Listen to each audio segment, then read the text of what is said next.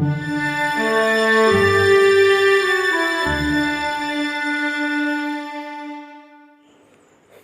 ready. Start. The petitioner, who retired as a dean in the Faculty of Engineering and Technology of the Banaras Hindu University, Varanasi, in January 2011, but who was subsequently re-employed as a professor in the Department of Civil Engineering in the Indian Institute of Technology, Varanasi, up to 30th July 2014, has filed this petition to assail the order dated 26th April 2014, by which he was informed by the institute that, in view of the complaint that was received from a girl student of his department regarding allegation of sexual misconduct, and in view of the report submitted by the Women's Grievance Cell, which examined the complaint, his re-employment as a professor in the institute stands discontinued with immediate effect. It transpires from the records of the writ petition that, after the petitioner retired as a dean in the Faculty of Engineering and Technology of the university in the month of January 2011, he applied for re-employment. A letter dated 20th July 2012 was sent to the petitioner by the university informing him that the Executive Council of the university, in its meeting held on 29th July 2012, had been pleased to re-employ him as a professor, and that if he was willing to accept the offer, he could submit his joining report to the director of the institute. The petitioner accepted the terms and conditions stipulated in the order and was deputed to the Department of Civil Engineering of the institute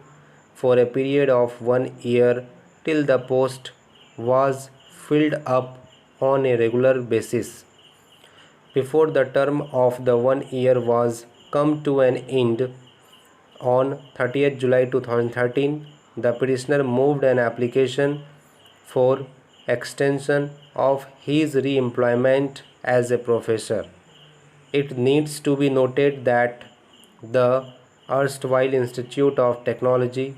of the university became the Indian Institute of Technology, Varanasi, with effect from 29th June 2012 under the provisions of Indian Institute of Technology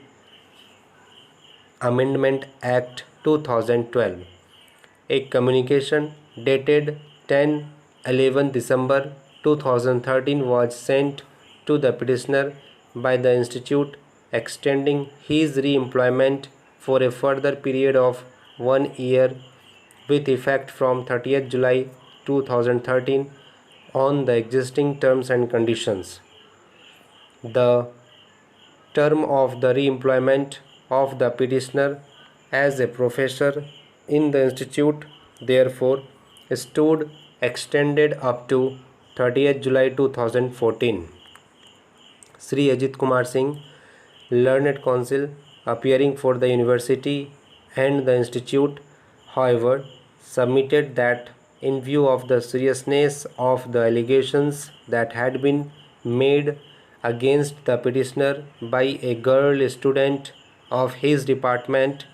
which allegations were found to be true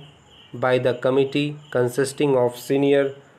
professors of the departments of the institute, the re-employment of the petitioner as a professor in the Department of Civil Engineering was discontinued, and that in such circumstances a detailed inquiry was not required to be held, nor a copy of the report was required to be served on the petitioner. Learned Counsel also submitted that The petitioner was re-employed by the institute for a further period of 1 year with effect from 30th July 2013. Stop.